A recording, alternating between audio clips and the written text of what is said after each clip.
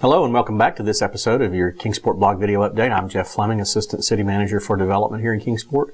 As always, you can follow these posts at kingsportblogger.com. And today we're going to review the top 10 stories from the last month. Obviously, number one is the fact that Eastman has announced a major $1.6 billion reinvestment in our community. And you couldn't have been around town very long without seeing signs that from every business and billboards and two-page ads in the newspaper saying, "Thanks a billion plus, Eastman."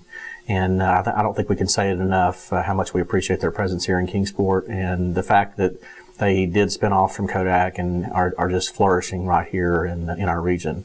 As part of that, the governor and the legislative delegation came to make that announcement, and I was very pleased to hear Jim Rogers say that the best thing that we could do as a community is make sure that we provide a community that talented people want to live, because they are competing for the best talent really in the world, and they need to be able to reconcile living in the Tri-Cities region. So we're working very hard to make sure that we distinguish ourselves with those characteristics, and of course the tax revenue that's going to come with that announcement is going to be dedicated to that end. So we'll talk more about that in just a minute. Number two is that Italian Village, a long-term iconic restaurant here in Kingsport, has signed to remain in the Kingsport Town Center. They also have purchased a building in downtown Kingsport right next to Wallace News. So there was a lot of rumors going around about whether Italian Village would stay in the mall or relocate.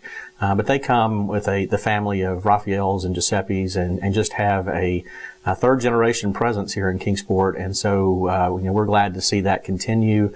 And, that's a great local restaurant that provides really family recipes from the family when they moved over here from Italy. So again, congratulations to Italian Village. We look forward to many more years of success at Kingsport Town Center Mall, but we also look forward to your future location in downtown Kingsport. Major development on the Carousel project, Powell Barger agreed to help fund the Roundhouse. Obviously, the Roundhouse is the structure that will house the Carousel, and after examining numerous options, they've landed right back where they started, right next to the farmers market. So it will be built as an attachment to the farmers market.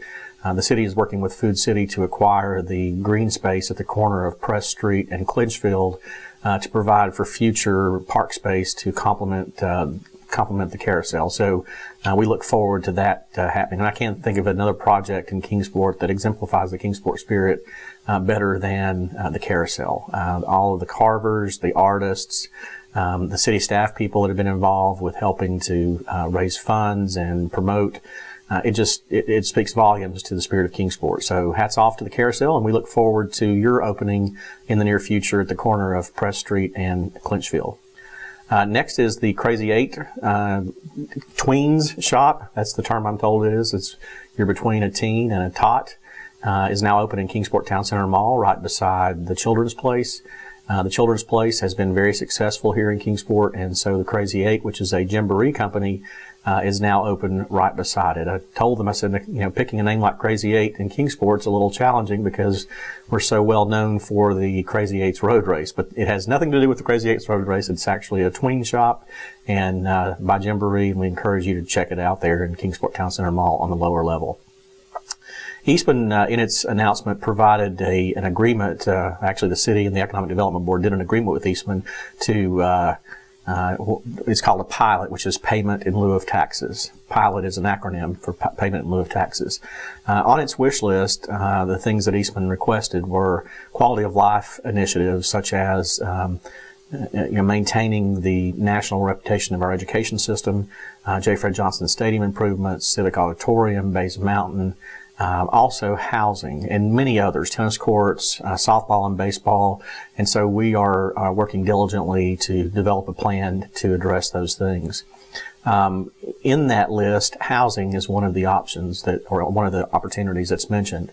And it's very challenging right now because there is a deficit in housing available in Kingsport, really in the entire region, in certain price ranges, particularly in the new construction realm. So when you're attracting someone that's moving here from outside the region, and if they are looking for a new home in a new subdivision, those choices are very limited right now. We're being told that if if you have a house between $230,000 and maybe $270,000, that it'll sell within a week if it's a new home, or if it's a refurbished home. What is challenging is if it hasn't been updated. So, if you're a remodeler, get out there and continue remodeling if you want to sell your house. But otherwise, there is a pent-up demand here in Kingsport, and we need to work on fixing that long term for Eastman to continue to recruit folks to this area. And, as much as 70% of the home sales come from people that are being transferred into the area. So it's very important that we make sure that we have options for them to live right here in Kingsport. A new baseball record was set in Kingsport at Hunter Wright Stadium during the NAIA National Tournament. Tennessee Wesleyan was playing Missouri Baptist, and that game went 18 innings. 18 innings before Missouri Baptist won that tournament. I was telling our good friends over at the Convention and Visitors Bureau the other day that I feel like we tend to forget the impact that they make on our community, because it seems like every weekend now there is some national or regional tournament taking place in Kingsport, and it's become so commonplace for us that I just don't think we say thank you enough, because they keep our hotels full, they spend money here, and they increase the positive exposure of Kingsport to folks who may move here one day. Next is long-term building official Mike Freeman retired after 34 years of service. Now, if you know Mike, you know he was a character, and in my remarks to him, I said that he really exemplified common sense application of international building codes, and that's unfortunately a very unique quality these days. There's a lot of folks that can just throw the book at you, but it takes a special person to really interpret and try to achieve the goals, maintaining all of the standards, but also helping folks to get across the finish line where we're all trying to get. One of my favorite stories about Mike is that you would think with his East Tennessee personality that he would be all about big signs and more is better, but actually he was a proponent in quality. And when someone would come into Kingsport and say, hey, if we don't have our standard franchise sign, we're not coming to Kingsport, he would say, listen, if you worry half as much about the quality of your food as you do the size of your sign, we'll find you if you have good food. And if you don't have good food, a big sign's not going to help you. And I just thought that represents kind of the just common sense that he exemplified. And so we're going to miss Mike, but we know he's going to stay here local, and we just hope he enjoys his retirement. And stay in touch, buddy. Washington Post named Eastman a market mover. I don't think that we realize many times how blessed we are with what happened in the Kodak spinoff. Eastman has demonstrated that they are a global presence, and they continue to succeed right here in Kingsport. And it seems anymore that week in and week out, more and more accolades fall on them from national media outlets. So again, thank you, Eastman. We appreciate your presence here. Brian Parton, principal of Kingsport's Jefferson Elementary School, has been elected to the National Board of Education or Board of Principals Association. He will represent the Southeast District, and again, that just speaks volumes for the quality of employees that we have here in Kingsport and Kingsport City Schools. And finally, the hot job categories for Tennessee through the year 2020 may surprise you a little bit. School teachers are going to be one of the top growing areas. They expect about 640 new positions available for school teachers with an average salary of $50,355.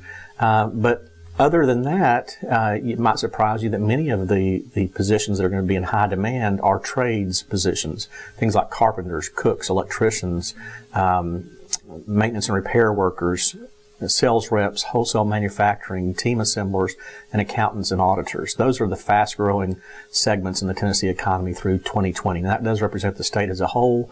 It's not particularly just for the Tri-Cities region. So if you're looking for a job, you may want to look for training in those particular fields so that you can be sure and find an opportunity here local. Again, I'm Jeff Fleming, and I appreciate your time. And if you would like to follow this, you can go online at kingsportblogger.com. And you can subscribe by email by looking for the box to fill in your email address right there. Thank you very much.